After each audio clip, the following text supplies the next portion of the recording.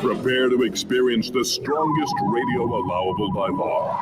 Secrets will be revealed. Myths dispelled. From the studio gem where excuses never apply, it's Superhuman Radio with your host, Carl Lenore.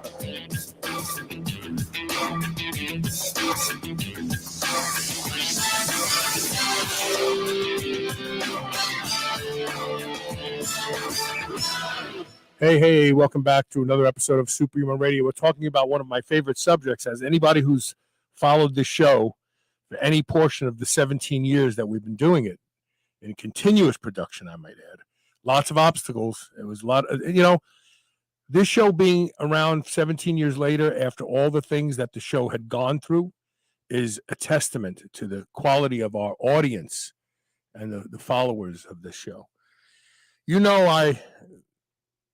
LSD, mescaline, mushrooms, peyote were favorites of mine as a kid in high school. When I moved from Brooklyn, I didn't do anything in Brooklyn. When I was a kid in Brooklyn, where you would think I would have been introduced to drugs, I wasn't. But it was when I got to South Ozone Park, Queens, that all changed. I know my audio is breaking in and out.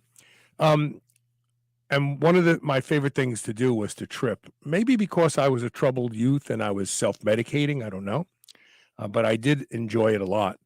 And so whenever we have an opportunity to talk about psychedelics on this show, because we are now learning that they are beneficial, I'm still waiting for that flashback, by the way.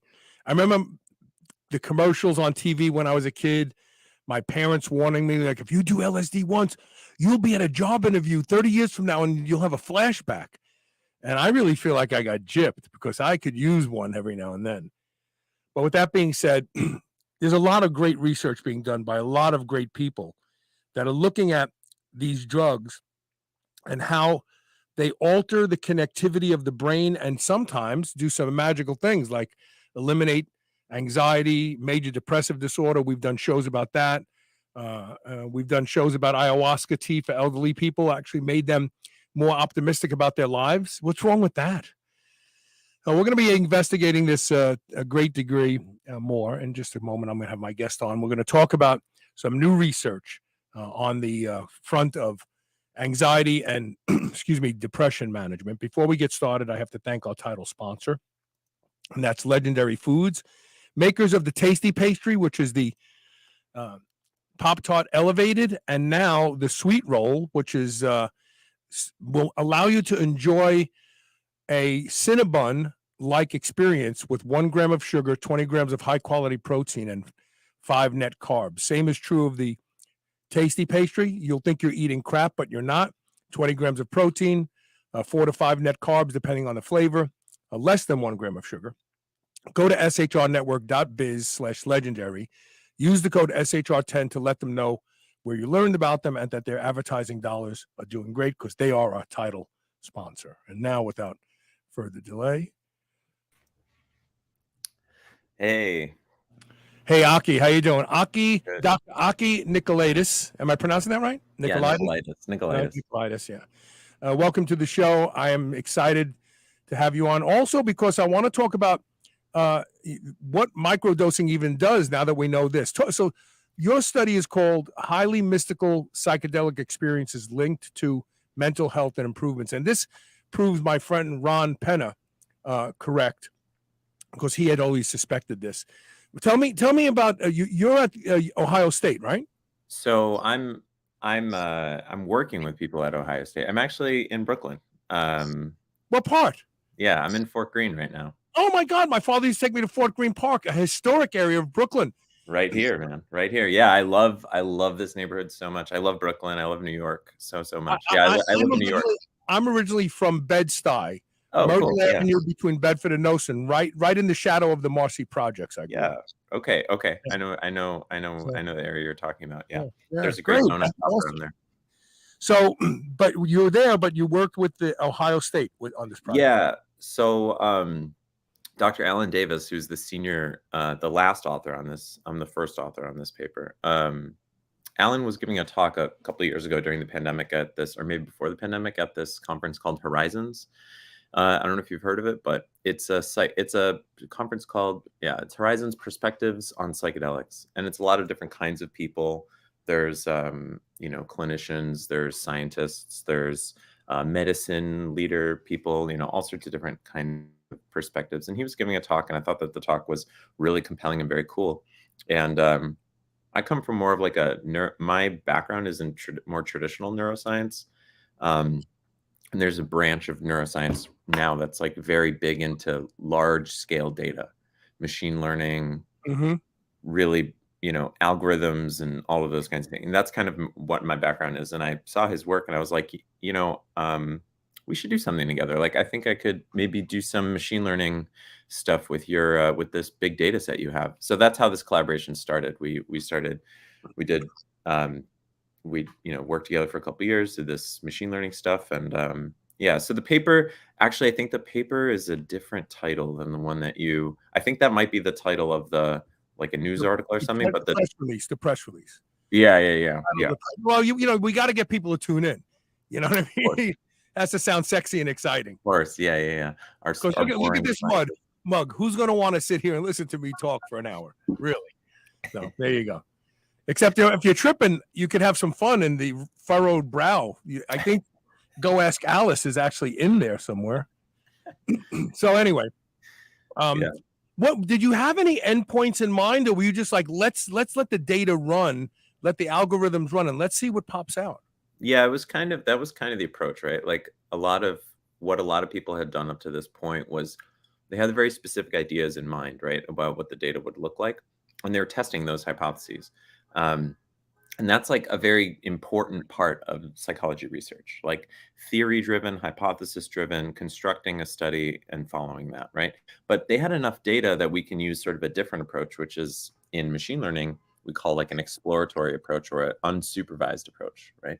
So what we're trying to do rather is, instead of asking the data questions and then seeing if we learn what we thought we knew, we're asking the data to show us what it's all about. And that's sort of how we approached this product or this project. Okay. Yeah. So how much data did you actually have? We had almost 1,000 people, which is very large for this area of science.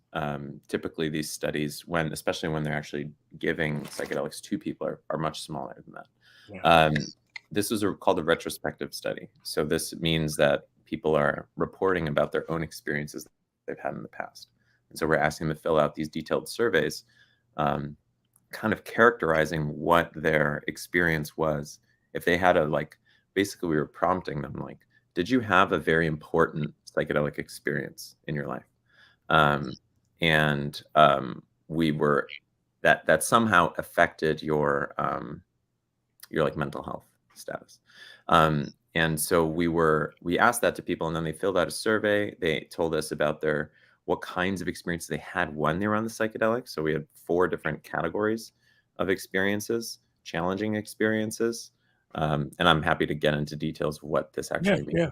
Challenging experiences. So things like, I was frozen in time, or I thought I was going to die, or I thought I would never get out of this. We used to call that bad trips. Yeah, exactly. So your bad trip. And you had to choose the right people to trip with, because there were some people that if you trip with them, you were going to have a bad trip because they were like into drama. They moved in that direction immediately. Yeah. If you were with people who were cool and chill, and they didn't tweak you, as the young kids call it, tweaking now. I don't know what we called it. We just called it a bad trip, someone not to trip with. But it's funny. So in my experience of 17 years of interviewing scientists, anytime someone tells me that their study required diaries and people's recollection. I immediately discount it because people tend to over-report what they consider good behavior and underreport what they consider bad behavior. But I have a strange feeling that if people are talking about tripping, their discussions are vivid and very accurate. What do you think? Yeah, I mean, there's no doubt that self-report in general is not as objective as like an outside observer, but it's in general, this kind of stuff is really hard to characterize, right? Like we're just sort of at the beginning stages. I mean, you discussed, Carl, that you've taken these substances before. To what extent do you really believe that the complexity of these experiences can be reflected in a simple paper text survey? No, in fact, when I've tried to, and I told you off the air that I met Timothy Leary around 1986, and I shared stories about my trips with him, and I remember how weird I felt explaining in detail the trips, because you're basically talking about like something in the realm of science fiction, and you're looking at people and saying, this originated in my brain, this is what I saw, and this is what happened later on in life. Like what I dreamt of in that trip was something that actually came to fruition. And the moment you say that, they're calling bullshit, because they're like, no, you probably are, like, you saw something and you thought, oh, didn't I think of that in a trip? Like, because you want to take ownership of it. But it's just not true, because I talked about these things before I saw the outcome of something that emulated what I saw on the trip. Yeah. One of the things that you sort of learn pretty quick of being, when you are a scientist, is you learn how little we know, right? And that's one thing that I'm very intimately familiar with, is how little we understand about ourselves, how little we understand about our brain, how little we understand about the world, the interconnectivities and causations of many, many different sorts of things. I can't pretend to say that I have answers to all those things. And I don't think that any of us should be pretending to say that we have answers to all these things. Well, also it's important to understand, like, there's a point in my life where I came to the realization that the things that I think are skewed because the tool that is thinking them, it's like, how can you assess something's validity or morality or anything when the device you're using to measure it could be broken or biased or skewed? You know what I mean? Yeah, exactly. I mean, like, I think it's important to just recognize that we all have like a confluence of different types of perspectives, right? And each person's perspective is coming at this is receiving different kinds of information about the world and using it to build its own case. So yeah, I mean, you're right, but we are biased individually, but like, what's not biased? Nothing is, again, because we're using our brain to scrutinize everything. Exactly. So there were 1,000 participants in this research. What qualified them to be in this? Was it exclusively like, have you ever tripped, like full on, like had a hallucinated, saw music notes coming out of your speakers? And I remember one night I came home and I was tripping. It was really bad, raining out. And my mother used to have a card group, a bunch of women who would come over to the house on like a Saturday night. And we had to come home because me and my friend Vinny, God bless him, he's passed away since then. We were soaking wet. So he's like, let's just go to your house and dry up, and then we're going to go to this party. And I remember we were upstairs, and this is back in the day when I blew dry my hair. You got to remember, like, I'm a product of the 70s as well. And I could see the heat coming out of the blow dryer. And he did too, because I said, look at this. And he was like, whoa. Then we had to go downstairs and talk to my mother and her friends. And it was the weirdest situation because we were full on tripping and we were laughing. And they were like, what are you laughing about? But I mean, those are such exciting moments that I remember that I was like in harmony and peace with myself. And granted, I grew up in a household. I'm going to share some information. My father was an alcoholic early on. He gave it up. He was a wonderful man. He had no handbook on how to raise children or get through life any more than I did. And so, there was a lot of stress in the house. And just now, I made the connection. Like, maybe that's why I love tripping so much, because it changed my reality so dramatically, so palpably. Mm. I felt better about myself. Yeah. You had a completely different environment, like by your own construction, right? Yeah. That's an interesting. So was it just like, have you tripped? You're in the study, or were there other things that were required? We didn't really ask for details up front about like the severity, right? What we were trying to do was just assess, like, did you have a psychedelic experience? Trying not to like precede their minds with what kind Right. of experience too much, right? So did you have a psychedelic experience that had like a significant impact on you, right? The questions we asked them, that's when we got into the details, right? So we asked them like a salient emotion questionnaire. Which were the main emotions that you were experiencing? We asked them a questionnaire about what kinds of mystical experiences did they have when they were tripping, right? Like, I felt at one with the universe, or I felt like I entered in a place beyond time. These kinds of like Esoteric big, change. yeah, exactly. And then we asked them a lot of personal insight questions, like, oh, I understood myself better. I had different perspective on my memories, or I had different perspective on my relationship with other people, et cetera, et cetera. So that was like, those are the main questions. And we asked like demographic questions, and then details about like, what drug did you take? How much did you take? Did you take a big dose, low dose, et cetera? We asked all those kinds of things. And then this is now where I came in to the study. So that I came in after the data was already collected. Now I'm coming in with like machine learning techniques and being like, can we use any techniques from machine learning that I know from neuroscience and doing on these big data sets? Can we apply it to this data and try to understand patterns? So we did this thing called clustering. I don't know if you guys talk about machine learning at all on this podcast, but not really. But as asides, we've talked about the function of machine learning and crunching data. Yeah. So generally, machine learning can be divided into two categories. There's supervised learning, where you're trying to teach a machine to build a model to learn something about something. So like, take these photos and predict whether there's a cat in it or not. That is a supervised problem. An unsupervised problem is like, organize all of this data together into groups of data that are kind of similar to one another. So that's what clustering is. So what we were trying to do, we're trying to cluster participants based on their experience. Right? So we're trying to create what in the like psychology clinical world we call subtypes. So we're trying to create like, what are the subtypes? What are the clusters of psychedelic experience? We just get a live question. Yeah, Dr. M says, which clustering algorithm did you use? I guess there's specific ones, I guess. Huh? Yeah, so that we used a hierarchical clustering. So what that means is that like, so you can sort of look at each person and then look at who they're most similar to. So who had this most similar trip, right? Like, say, Carl, we had you and we had your thing, and then we'd find another person who had the most similar trip to you. And now you guys are a cluster. And then we do that for everybody. And then we have these tiny little clusters. And then we start aggregating the clusters together into bigger ones and bigger ones and bigger ones. So we'll eventually get, say 3 or 4 clusters or something like that. So we got these 3 or 4 clusters. We got 3 clusters. And we look at the different clusters and we say, what are these clusters like? Like, what is the experience of the person who's in cluster 1 versus cluster 2 versus cluster 3, right? And so what the results sort of showed is that there's one cluster where people had very little, very low scores on all of their things. They didn't have a lot of emotions. They didn't have a lot of personal insight, not a lot of mystical experience, and not a lot of challenging experience. So we call this like the low scoring subtype. Basically, people for who the trip didn't really take for some reason, right? And that's like a bad source.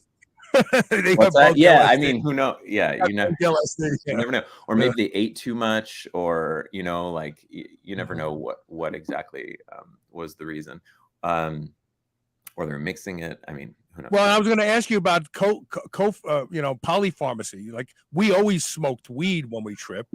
We always drank alcohol when we tripped. Yeah, I went to see Kiss at Madison Square Garden. New Year's Eve, probably 1979, 78, 79.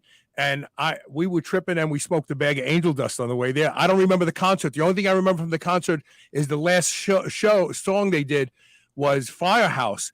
And the stage blew up in flames. And I came out of my trip for moments and then I kind of went back in again. So I want to talk. I feel like I should be interviewing you. I feel like you got some amazing stories. I want to hear about what New York was like in the it was the in the best. In the days. 70s, New York was the best because drugs were not frowned upon. Everywhere you went, someone was high on coke or tripping, or I mean, weed was just like, let's go get a bottle of soda. Everybody was stoned in the 70s. It was so much fun. Bed-Stuy sounds like a good place. But I will tell you one of my trips, that's the one that I spoke to Timothy Leary about later on when it's appropriate. So go ahead. I don't want to stop you. Yeah. So we got this one subtype, right? It's low scoring subtype. And then we got these two other subtypes. And one of the subtypes is kind of like what you would say a person has a bad trip, right? They had a lot of challenging experiences, right? They scored high on a lot of different kinds of challenging experiences. And then we had a third subtype, which is kind of like, I think, what a lot of people would consider would be the ideal, right? They have very low challenging experiences and just really high scores on personal insight and high scores on mystical experiences.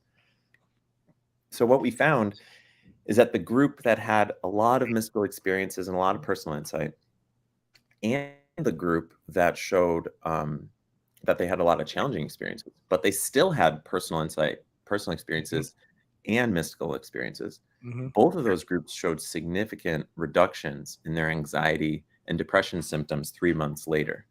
And they also showed a lot of like longer lasting benefits to their life. So we asked them about all of these things. We asked them like to rate their sort of moods, their anxiety, their depression, et cetera, before they took the drug, and then to rate it 3 months after.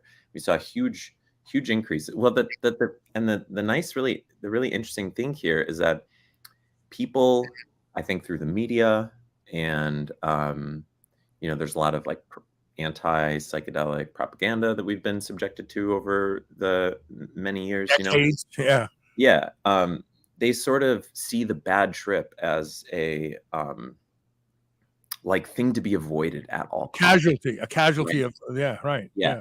And I think one of the important things to note is that that's not necessarily actually true, right? People who do have bad trips or hard experiences, they still can have a lot of really beneficial things that happen to them. And I think if people know that, say people who are looking for therapy or something like that, and they're scared about having a bad trip, I think maybe if they know that even if things are hard, they will still get benefit out of it, likely. I think that will that will help people sort of like hopefully feel better about the choice to pursue this this sort of route. I can't help but think when I look back at friends of mine, I can't help but think that you're almost putting yourself in a position to have an uncomfortable trip instead of a bad trip. If you tend to be a real control freak, like for me, like I wanted to give into the trip. Yeah. I couldn't wait to start feeling it. And I wasn't embarrassed if I was acting stupid, and I just went with it. And I can say honestly, I've never had a bad trip. And I tripped on my 18th birthday, and we got into a huge fight with a group of guys at 106th Street Park in Queens, and like I got punched in my mouth, but that didn't ruin the trip. I mean, I don't know. I actually probably anesthetized me to the events that happened because we still went out and partied that night.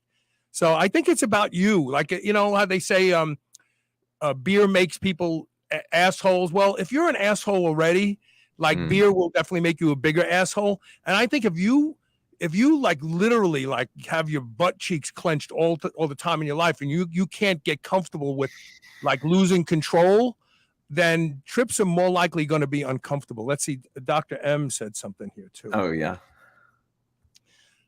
That would be put a damper on me. Well, you got to remember, I grew up in a tough neighborhood. Fighting was something that happened with regularity. So I didn't let it ruin my trip. No, but what do you think about that? Like people who like are control freaks, like I can't let go of this and feel this right now.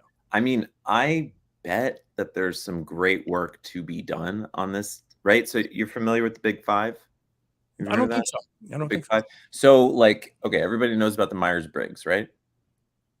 Myers-Briggs test. Yeah. The personality test, right? employment. Yeah. Right. So generally, like people like the Myers-Briggs is not really recognized in the psychology literature as like a legit personality test, right? So we think of the Big Five as the sort of most reproducible method of assessing personality. Personality psychology is fascinating, by the way. But anyway, one of those things is neuroticism. One of the dimensions is neuroticism, right?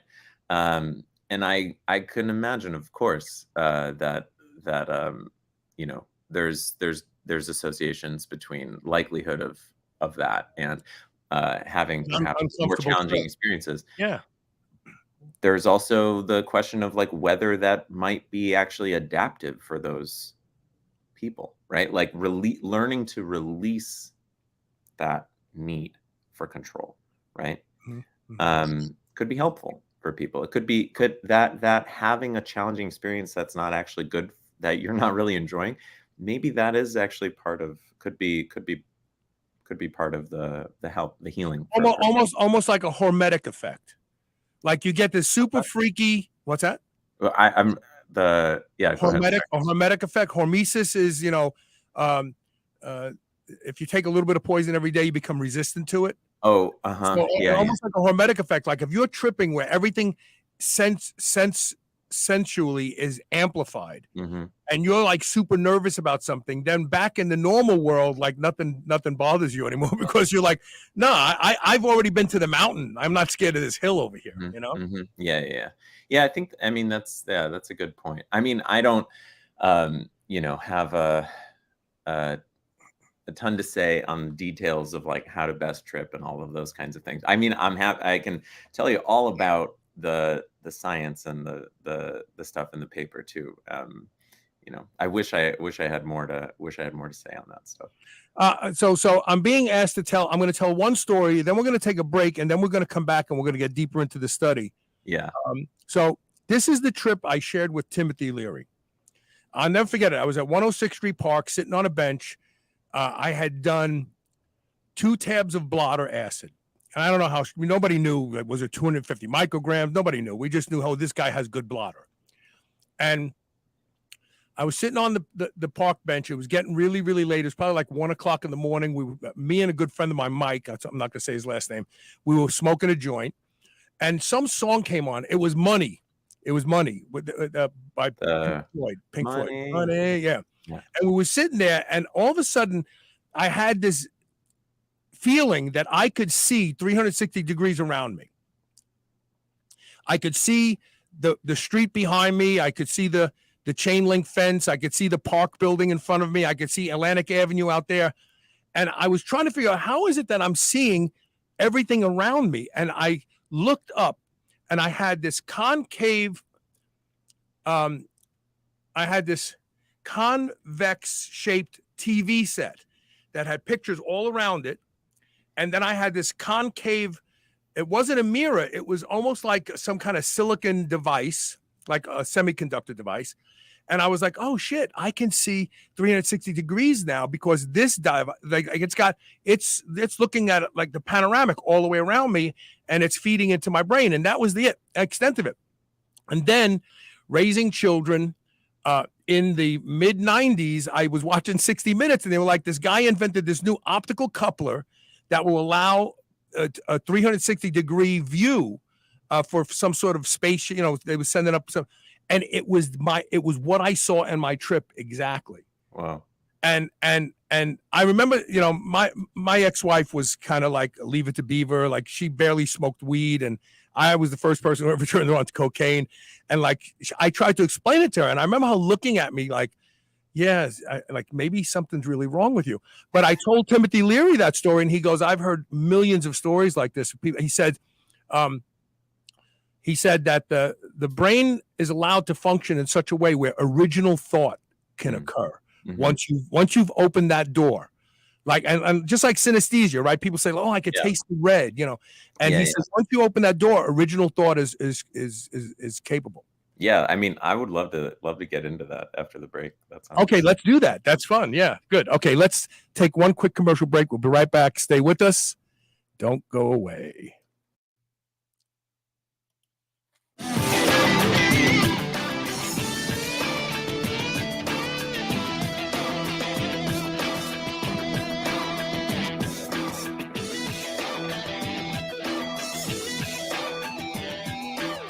There are lots of concerns about food supply today. That's why you need White Oak Pastures. White Oak Pastures will deliver food right to your doorstep. You don't even have to go out and be disappointed by shopping in grocery stores. The finest beef, pork, lamb, duck, and more can be found at White Oak Pastures. And now they even have seafood. And best of all, White Oak Pastures has a negative carbon footprint, which means that you don't have to feel guilty for eating your ribeye. Go to shrnetwork.biz/white oak and use the code SUPERHUMAN to save 15% off. Dogs should be powered by fat and protein, not carbs. That's why Visionary Pet makes low-carb, ketogenic dog food for dogs of all breeds and life stages. From kibble to freeze-dried and even low-carb treats, all Visionary Pet recipes are very low-carb, ketogenic, and made with 100% real meat protein. Shop now and use code SHR for 20% off your first order today. Your dog deserves the lifelong benefits of optimal nutrition. Make the switch to Visionary and see why smart dogs eat low-carb. For 17 years, I've heard promises of devices and gadgets that could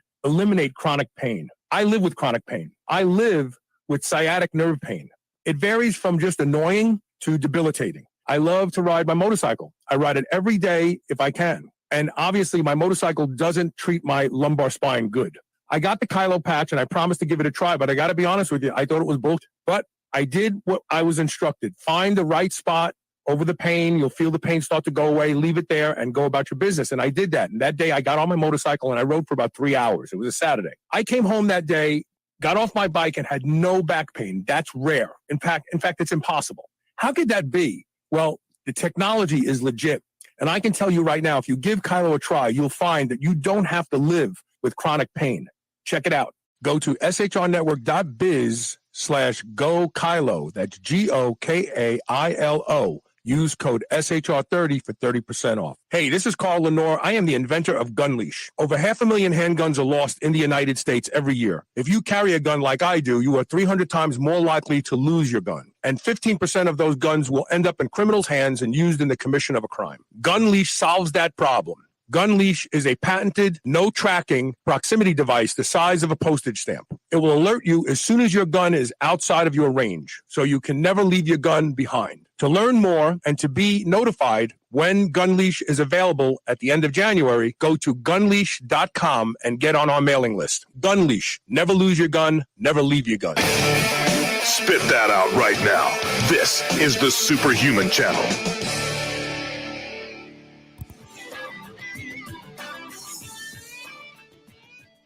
I'd like to think that GunLeash came from that part of my brain too. I thought I lost my gun, and the next morning I woke up with a complete solution to it.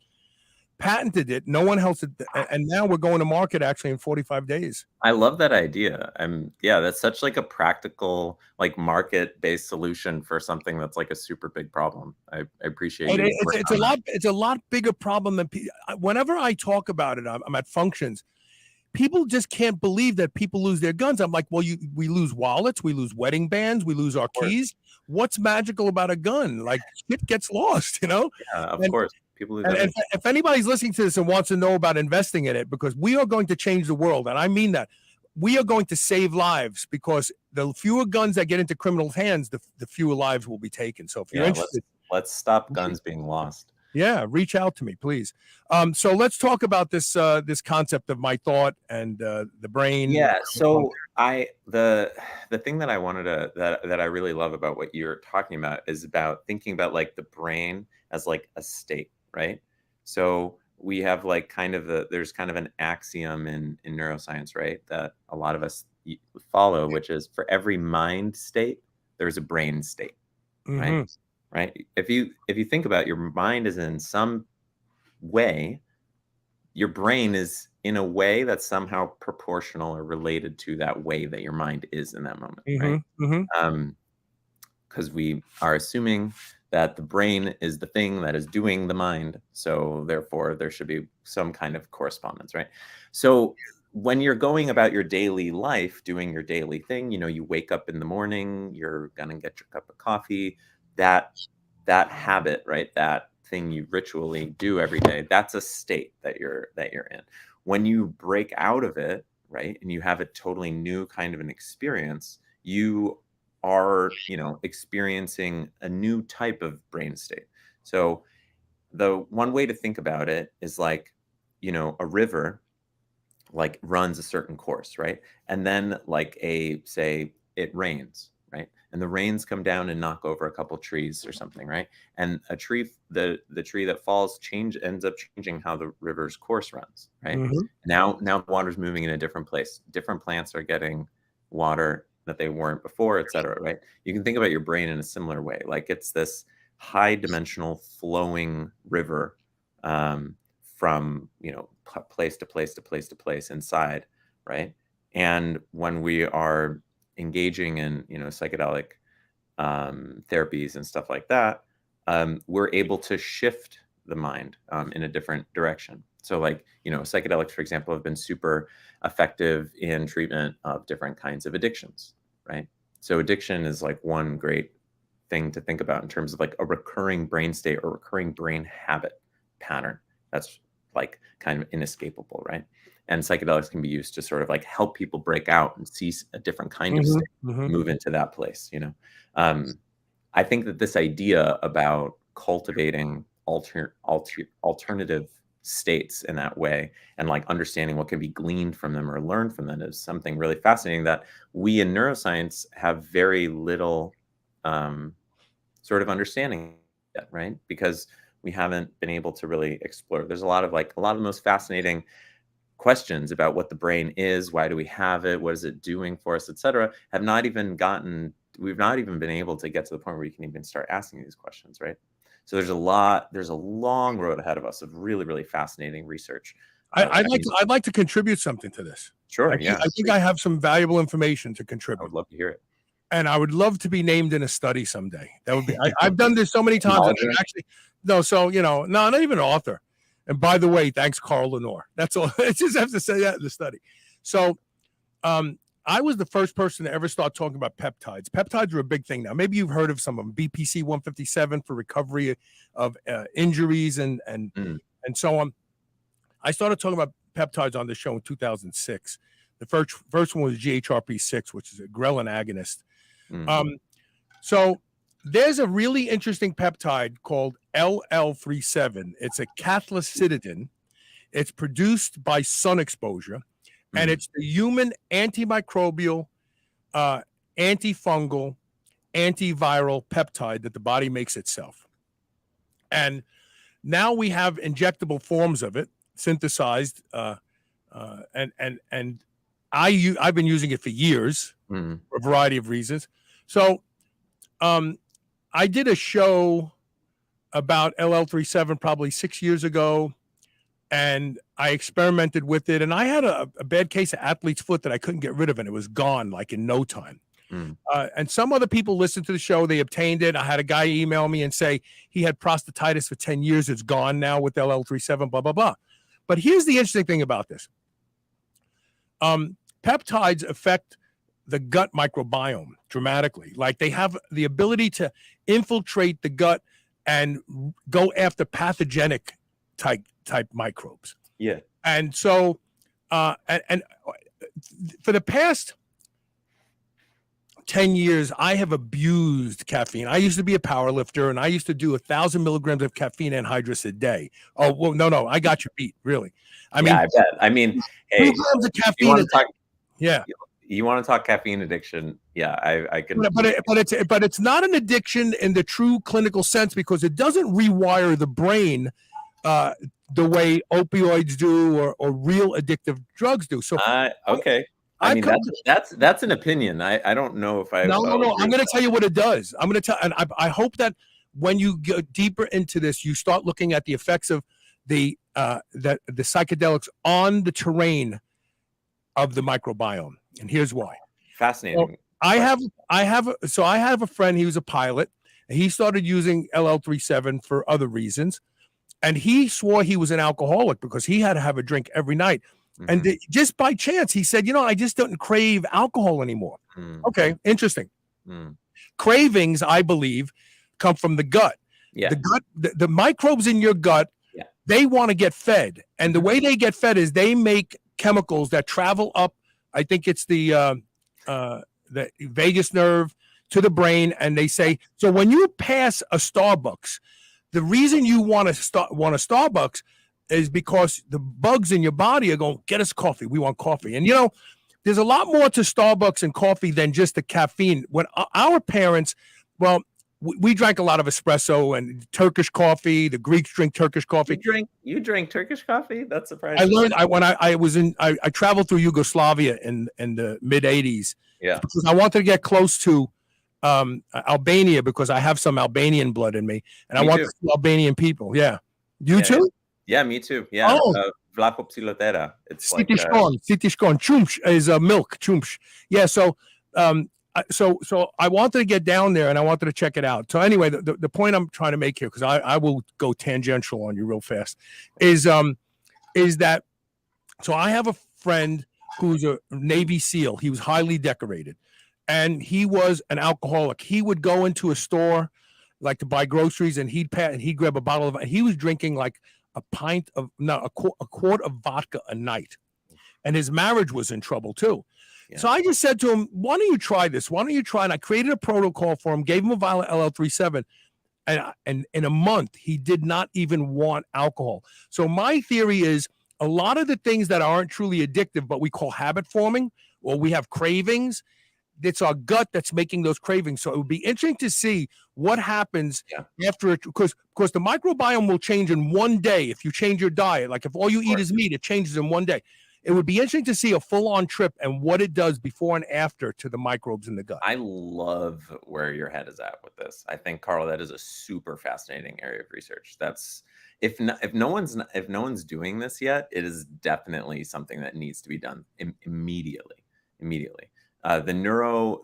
So in grad school, when I did my PhD training at University of Illinois.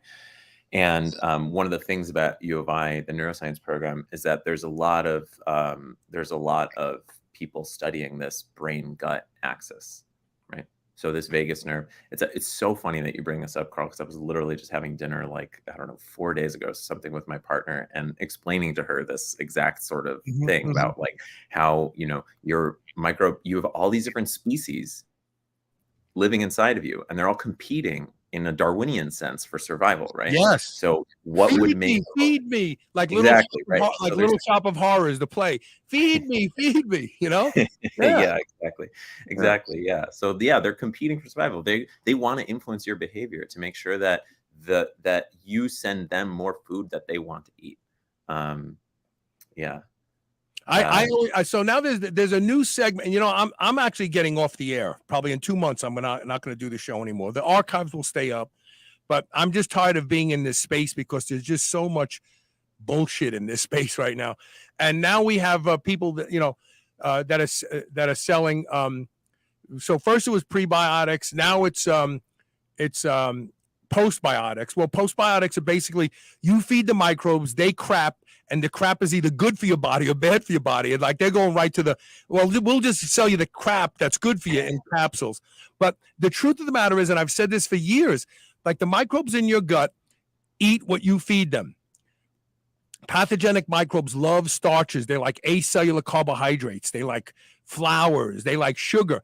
And when you feed them, they crap stuff that's bad for you. Gives you arthritis, rheumatoid arthritis, autoimmunity. So you choose the microbes you feed.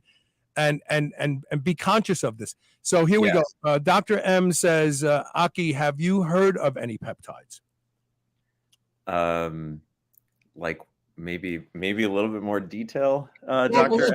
M. Insulin is a peptide. Growth hormone is 191 amino acid peptides. There's some really amazing small peptides, like cerebrolysin. There's some amazing peptides out there that are doing some. The nice thing about a peptide is it's not a drug. It's a cell to cell message. It's like it has syntax. It has hyphenation, and it goes to this cell and says, "Do this." That's the beauty of peptides. Yeah. I mean, the body's full of like millions and millions of described and yet undescribed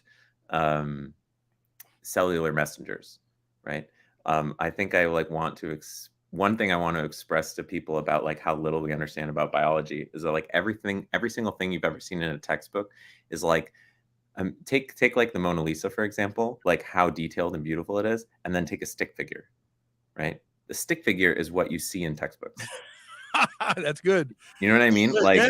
it has very, very little to do with like the super complex, chaotic, like orchestration of all of these things just crashing into each other every single moment. It's right. And like for us to get to what some people call like the bottom of biology, right? Like where we've described every sort of thing. It's almost like an impossible even thing to conceive of, right?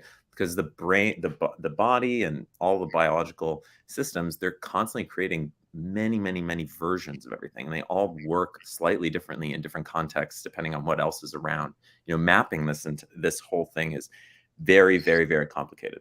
That said, I just want to like generally throw a cautionary sort of statement, which is that like when we are studying something like, let's say, resveratrol, right, which is like a very common, you're familiar with this, Carl, right? So resveratrol is this compound that's found in like grapes, red grapes, and in wine. peanuts and several things, right? Yeah, and it is something that people like think could be associated with longevity, right? Because it's something that's tends to be It increases sirtuins, but so does intermittent fasting and lots of other things. But here's the interesting thing about that. Well, go ahead, finish your thought. I had the author on the show. He was so pissed off at that study. Go ahead. Yeah. So the just the thing that I want to say is that when something is modeled in like a model organism, like a mouse or a C. elegans, which is a very, very small worm, we understand how it works in that system. We really need to be careful about suggesting that that's how that thing is going to work in a different system, i.e. humans. So humans are like, we're way more complicated, way, way more complicated. And don't even get me, I mean, I'm not even talking about the brain. I'm just in general, we're very, very complicated. When you look at something like a mouse and you say, oh, it worked like this in the mouse, so therefore mammal, it's a mammal, and we're also mammals, so it probably will, you know, work in humans too. The only thing you need to know about how different mice are than humans is this one fact, which I love this fact because it's so crazy. When I was in grad school, my fellow grad students, a lot of them worked in mouse labs, right? So they had mice colonies and stuff like that, and they were doing experiments with them, having the mother mice were having babies, and they were trying to understand how the mothers were taking care of the babies and different things that would affect how they were getting taken care of. Next door to this building, this was the Beckman Institute, this massive, beautiful, multidisciplinary center at University of Illinois. Next to it, they were building the new College of Engineering building. And every day there were these huge pillars that were getting knocked into the ground. Yeah, by one of those pile drivers, right? Yeah, all day long. And they were like, you could kind of hear them, but you could feel them a little bit, right? This was a stressor for the mice. This was a stressor for the mother mice, right? And when the mother mice got stressed, what would they do? And then this is the sort of like that I want to explain about how different humans are than mice. When the mothers would get stressed, they would eat their babies, right? Like, for something to be so hard-coded into the very baseline of what it means to be a being, right? To reproduce, like the sexual reproduction cycle and taking care of your offspring and all that stuff, that's like really deeply coded into each. Job one. Yeah, exactly. Job one. Yeah, right, exactly. So to think that like something like that would like, you can't imagine something like that happening in humans, right? Like we all agree that would not be some like the first reaction that would happen in that context. So it's just like, you know, don't think that because something is something in a mouse, it has anything to do with us. Well, here's the best part of the resveratrol study. Yeah, I had the author on the show. The UK newspaper, The Mirror, did an article that exploded in virality, and it said, skip the gym and have more wine. Yeah. And he came on my show and he was so pissed off. I've never interviewed a scientist that everybody's like, they're just dignified and they're laid back and they just want. He was like spitting mad. He said, you would have to drink 100 bottles of wine a day to get the resveratrol that those rodents were given. And this is the sad part about science. It's become part of the clickbait approach, you know? Yeah. So it's very sad. It's very sad. I'm hoping that this is my daughter, Taylor.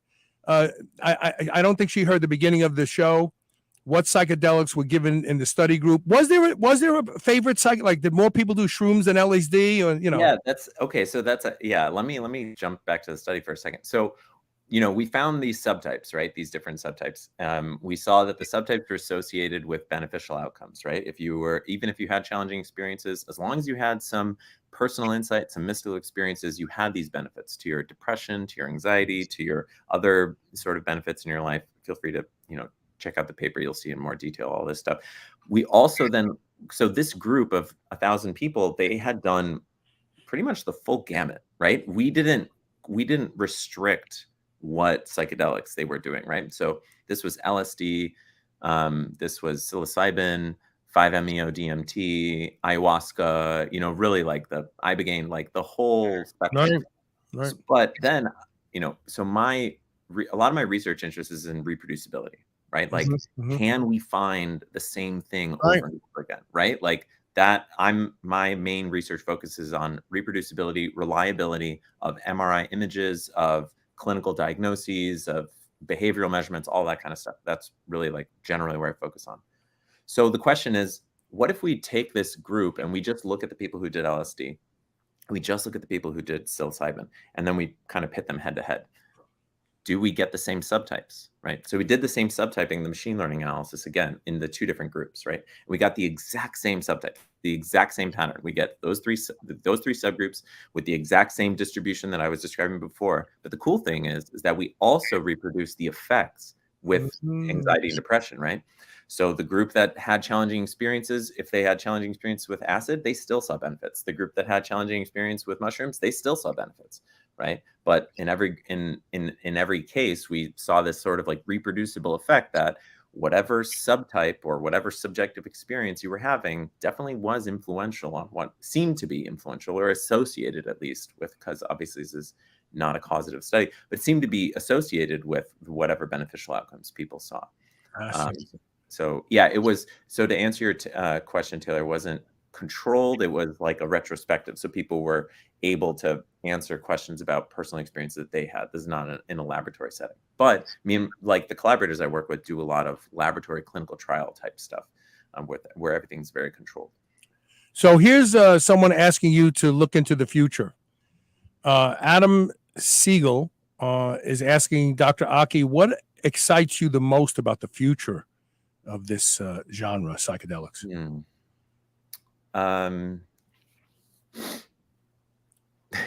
To put it most broad, I think it is like allowing us to gain new insights on what it means to be a human being.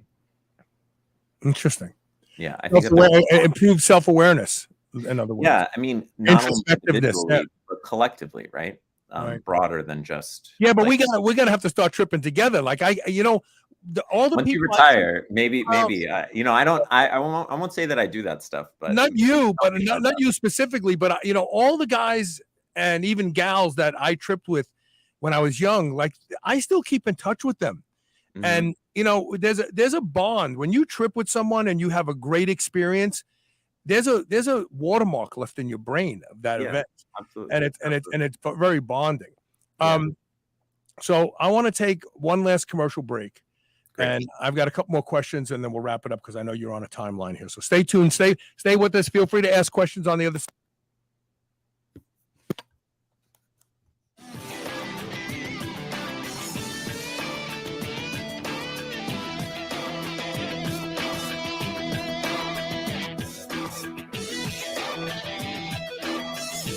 BPC is one of the most amazing supplements you can use. It's been shown to increase the speed of recovery, heal the gut, and do so many other things. BPC stands for Body Protection Compound, and it's a naturally occurring peptide in the body. Used by professional athletes and weekend warriors alike, there has always been an obstacle in the way of average people using BPC, and that is it was injectable only. Not any longer thanks to Nutrineeds. We now have oral BPC, and it works. Go to shrnetwork.biz/Nutrineeds, NUTRANEEDS. Use the code SHR and save 10% off your bottle of BPC. Feel better, recover faster, train harder. Nutrineeds. Hey, guys. It's time to change your f***ing underwear, and it's time to change to Sheath. Sheath's underwear's revolutionary designs allows your man parts to hang the way they would naturally hang if you were not wearing underwear. And this improves the blood flow throughout the day to the twigs and berries. If you've never experienced wearing a pair of Sheath underwear, boy, is there an exciting experience waiting for you. Grab a pen and write this down. Go to shrnetwork.biz/sheath. That's SHEATH. And use the code SUPERHUMAN to save 20% off your first pair. And get this, if you're not completely satisfied, send them back for a full refund. That's shrnetwork.biz/sheath. Merrick Health is a premium telehealth platform that connects customers with partnered providers from the comfort of your home. Merrick provides concierge service with your very own patient care provider as your health advocate. You'll go over all your needs and goals, from improving sexual function, hair loss prevention, increased muscle, fat loss, and overall improved performance. Prescribed treatment options can be ordered and shipped directly to you if you meet the requirements, all from the comfort of your home. Go to shrnetwork.biz/Merrick Health. That's MAREKHEALTH, and order your comprehensives and get 10% off with code SHR. Don't forget to add the lab analysis to have results reviewed with potential over-the-counter supplements or treatment recommendations. That's shrnetwork.biz/Merrick Health and use code SHR at checkout, or order your own desired labs with code SHR and get 10% off your first lab order. Great sleep upgrades you on virtually every level: body fat, muscle mass, mood, brain function, and countless other ways. But taking melatonin alone isn't the answer. Thanks to a brand new sleep formula developed by my friends at Bioptimizers, you can experience the best night's sleep ever. Sleep Breakthrough is a delicious sleep drink that supports your natural melatonin production and relaxation without creating a dependency, so you can have the best night's sleep on demand. It targets 5 different sleep pathways to give you the best sleep ever. And best of all, you'll wake up feeling rested and rejuvenated so that you can have the best day possible. For an exclusive offer for my listeners, go to sleepbreakthrough.com/SHR and use the code SHR10 for 10% off. Plus, you can unlock special gifts with the value of at least $20. This is a limited time offer, so go to sleepbreakthrough.com/SHR right now. This is the Superhuman Channel, doing reps with the weight of the world.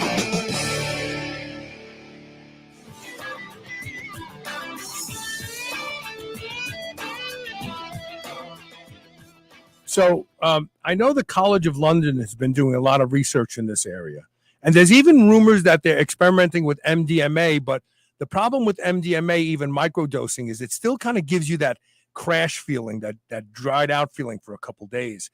But they're having a lot more success with psychedelics, most notably LSD, because, you know, depending on where you get your shrooms from and how they were grown, they can have different amounts of psilocybin, and reproducibility, as you explained, is the rigor of science. Like, we got to be able to do this every single time before we say it's real science. Yeah, that makes me really happy. One of the things that we found in the study, and I think that this goes exactly to the point that you're just bringing up about acid being a little bit more of a controlled substance compared to mushrooms, which could be really, like, dynamic, is that if you look at the groups, so remember I'd said that we had these 3 subtypes, right? This, like, really good group that had a great experience, no challenging, this group that had a lot of challenging experiences, this group that didn't have very much. If you look at the relative proportion of how many people were in each of these subtypes, if you look at the sample as a whole, it's about a third in each, right? So about a third of the sample, in one subtype, et cetera, et cetera. If you look at the LSD group, though, the people who only did LSD, what you find is over 2/3 of all the LSD people were in the good subtype, right? i.e., no challenge. They just had a lot of personal insight and a lot of mystical experiences. I find that question super duper interesting, right? Like, are there, obviously, like, set and setting play a very important role. That's part of why we did this study, right? Because the folklore is that set mindset and what environment you're in is so important. So we wanted to investigate that in detail. But the interesting thing is, like, could there be different drugs that might be more beneficial for different people, right? Like LSD for some people might be better for them might work better for them than mushrooms. and maybe give them less challenging experiences. It's an interesting thing. It's a longer trip, obviously. LSD always made me feel like my jaw was going to fall off the next morning from smiling and laughing for hours. And I think that in of itself is so valuable. And there's another phenomenon, people who do studies in rodents with hormones and stuff. There's a term called lordosis. It's this urge to stretch and you become horny. Like you're horny, you stretch, like when you see these rodents in studies where they're looking at anti-aging, like old rodents don't go into that lordosis mode. They're less likely to copulate. But when you do something like give them high dose of oxytocin, they start stretching and yawning, and next thing you know, they're horny. So LSD always gave me that sense of lordosis along with the laughter and smiling. And I'm sure that now that I think about it, I'm embarrassed that I didn't say it, but probably my life was painful as a young kid. I was a dork. I wore glasses. I wasn't like really popular. In fact, in high school, I went to Richmond High School. The girls wanted nothing to do with me because I was one of the heads. I was stoned all the time. And maybe that escape to a land where I was the cool guy, I was the leading man in my movie, was brought upon by the LSD. But I think LSD is so much better. And now there's even precursors to LSD that you can get. A lot of these 1P derivatives where it has one liver conversion and a change. I really think LSD is the answer because it's standardized. 250 micrograms is going to do the same thing every single time, period. End of story. Yeah. I've heard really good things about San Pedro also, which I don't know how much people have investigated San Pedro in literature, but my understanding is that San Pedro is kind of like a little bit in between LSD and MDMA without the like post MDMA sort of drop. So that could also be like an interesting. Yeah, I'm gonna have to check that out. I didn't know about it. Yeah, I mean, I microdose shrooms pretty often. I mean, once or twice a week. But I'm taking such a low dose. I'm taking like a half a gram. Yeah. And I just feel good. I just feel like my outlook on life is better. Colors are more vibrant slightly. Oh, wow, the shadows are beautiful. It doesn't make me trip. But I would like to trip again. And we have a question. I'm going to put these two questions up in a minute, but I want to hit you with this question first. The College of London is doing this supervised, right? You come in, you lay on a sofa, they give you a dose of LSD, and a woman holds your hand or a man holds your hand if you're not like freaked out about one or the other. And they like literally, they like hands on shoulders. They take you through the trip. Like if you start tweaking, they calm you down. Yeah. I'm right here. Do you think that's the right way to do it for people who have never tripped in their lives? Yeah, for sure. I that is one thing that I wanted to make sure to like say in this podcast is like these substances are not for everybody, right? I would not like just wholesale recommend them to people, right? Like we discussed earlier, right? Like if you are wound up really tight, you're not gonna, it's not gonna be necessarily good. Or if you have a really sensitive disposition, also maybe not so good. Like I don't recommend meditation for everybody. Like not when I love meditation, but like, but not everybody's brain's a safe space. Right? Interesting. Interesting. I mean? Yeah. If your brain is making stuff that's scary, maybe you don't want to get in there by yourself. Yeah. and listen to it chant to you. Yeah. I think being a therapist is a really great idea. Do you think we're going to start seeing more of that in the United States where we have clinics that'll take you through a trip?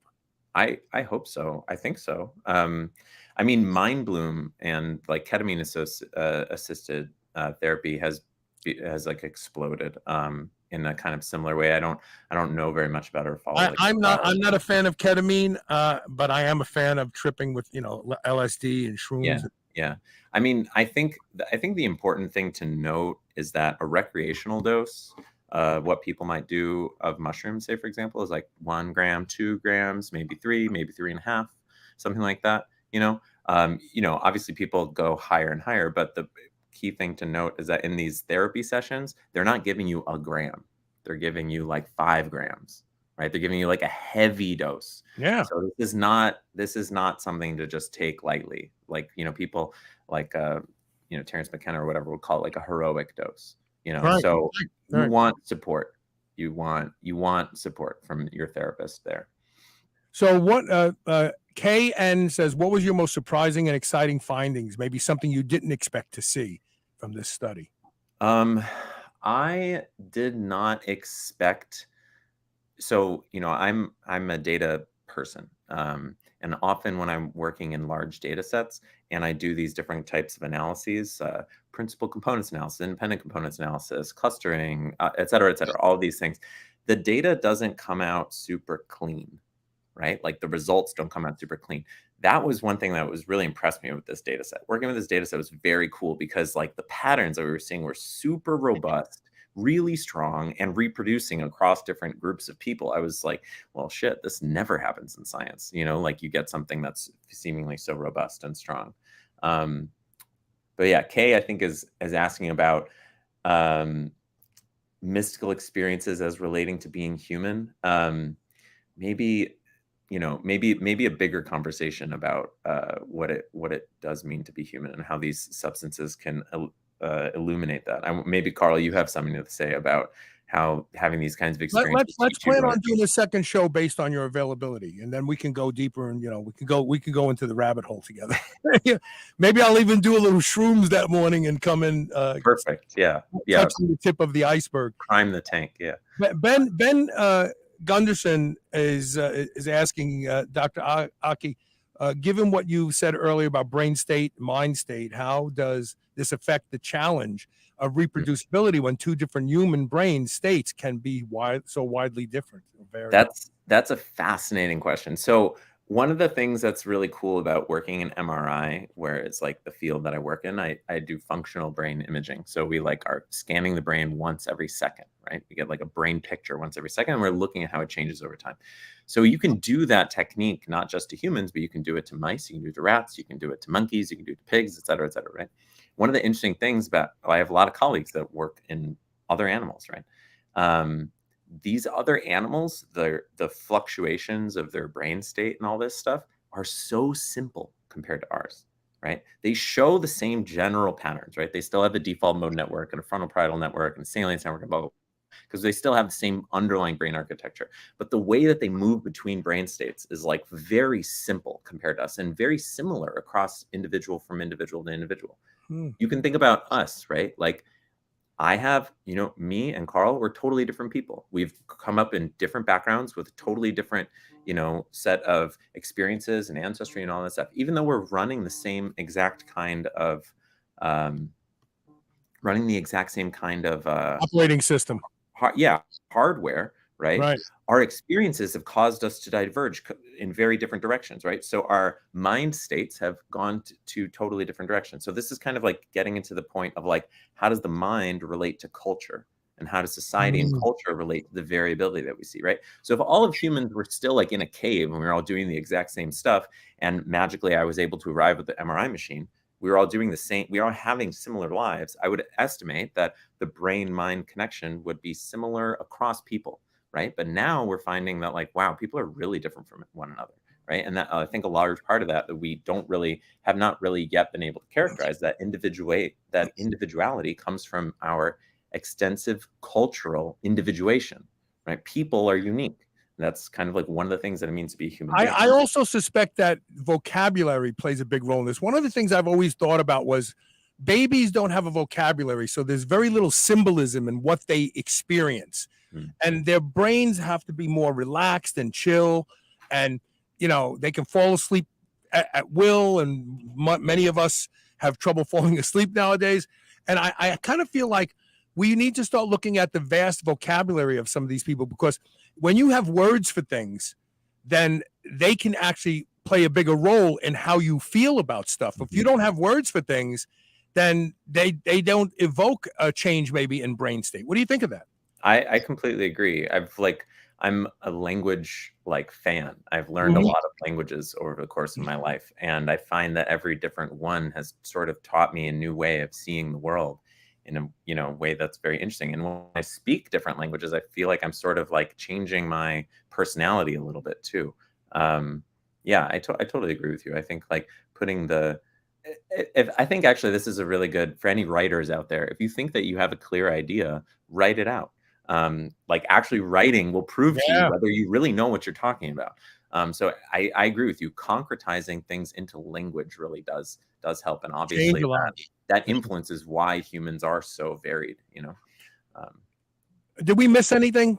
You were very generous with your time today. I know you have another show to do shortly after. Did we miss anything? No, I think we covered really a lot of the study. I don't think there's any really. Yeah, no, I mean, the main points of the study, we went over all of them. I'll just say a couple things. We are having an upcoming study where what we've taken all of these same instruments, so these same questionnaires, and we validated them in Spanish. So Excellent. yeah, so we've created Spanish versions of all of these, and we've got about 500 people who have done the same thing as what we just did, what I've just discussed. They've done that same thing, but it's all in Spanish. And we've just finished. I've did the data analysis for it, sort of showing that the statistical principles that are at play in the English version are right. Yeah, we're gonna actually see the language and the effect of vocabulary playing out in the next. Yeah, yeah. I mean, ideally, we want to be able to get this kind of research disseminated and out there, so the more people can do it, right? So getting when you come back, when that's done, you got to come back on the show. Assuming Sure. in fact, I'll make you a promise right now. Even if I'm no longer doing live shows, because I have over 3,000 shows, we're just going to rerun the crap out of them over time, because I'm going to move over to Gun Leash and focus on that. But I'll come back out of retirement to do another show with you. So I'm serious. Sounds good.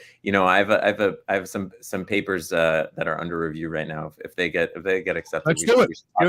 This invitation stands. I want to give the audience, because I know we have a completely different group here than normally on my show, because we do a lot of stuff about anti-aging, and I want to give you 2 gifts for anti-aging.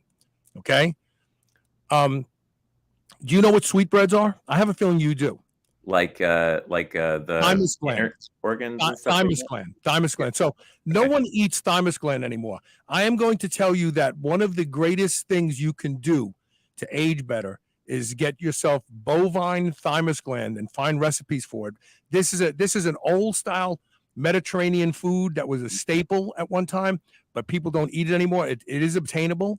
I would go to someplace like my client, White Oak Pastures, and see if you. So start eating thymus gland. How do you fry it up with onions? No, I make it in tomato sauce. You can make it on a tomato sauce. You could use you can almost use a pasticcio type of a recipe. And I love that. I love Of course. I eat, baby, and I don't. I'm 240 pounds right now, and I'm probably only about 14% body fat. I eat a lot of protein. Good. Hell yeah. But so thymus gland, it's a gift. You'll hear years from now why it's important. But there's a couple magical peptides found in it that literally can switch on neonatal gene sets that helped you build your heart, the things that hold the blueprint for organ repair. And the other thing I'm going to tell you that you'll start hearing about in about 10 years, because everything we talk about on the show is 10 years ahead of the mainstream. Start donating plasma. Plasmapheresis, they're charging $6,000 to $8,000 a session, and they do epigenetic tests on people, and after a couple sessions, their body is biologically 23 years old. This is no bullshit, I'm telling you. But you can do it cheaper by finding a plasma place. They'll pay you.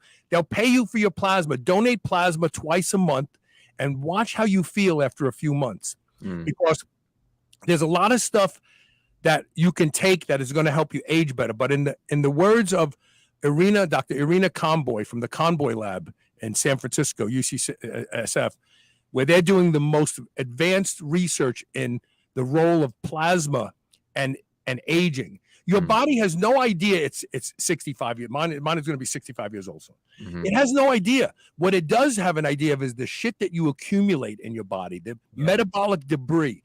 And one of the best ways to get rid of these messed up proteins that are causing aging is to donate plasma twice a month. You will love me. Thymus gland, start eating sweetbreads and start donating plasma. Too bad the show will be off the air in a couple months. I love that you make the suggestion about donating. I think that's a really interesting idea. I haven't spoken to bio people. I would love to speak to this scientist about this. But yeah, there's a lot of really interesting. I've been promoting whole blood donation. So there's research that shows that twice a year whole blood donations and 7% increase in lifespan and health. Mhm. That's significant. That really is, because resveratrol is only supposed to increase lifespan by 15%. Everybody's gobbling that shit down like it's going out of style. So, Yeah. but now we know that the reason whole blood donations work is because of the plasma they're removing, not the red blood cells. Unless you have high iron levels, it's good to get your iron levels under control. But plasma, you're going to hear years from now, and you're going to say, "Holy shit, I heard that on that idiot that was talking about tripping." Yeah, plasma is going to save you and make you live longer and be stronger. That's it. Thanks, Carl. Yeah, those are good tips. I'm going to look into the thymus gland, and also I've been meaning to donate blood anyway, more often, so I want to get into that too. Yeah, just twice a year. You don't have to get crazy. And also, if you have any of your relatives, your Greek relatives that are still around, great aunts, ask them about sweetbreads. They used to call them sweetbreads. About cooking. How do we prepare thymus glands in Greece, and start eating it? All right, I'm gonna ask. They'll probably tell me. They're probably they'll know. My family just texted me. They said that I've eaten. My brother says that I've eaten thymus gland. So See? There you go. It's the Italians, we used to make vistedes out of the pancreas. Now you can't do that, right? The USDA won't let you cook with it. We used to have tripe right out of the stomach. Mm-hmm. We used eating the meat, that the stuff that's in the offal is where the magic is, the inside.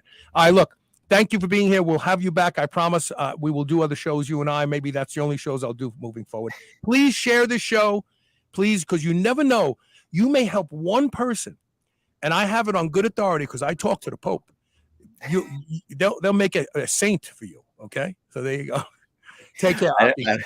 Thank you, Carl. Take care. All right. Thanks for being here, everybody. We'll see you soon with another episode of Superhuman Radio.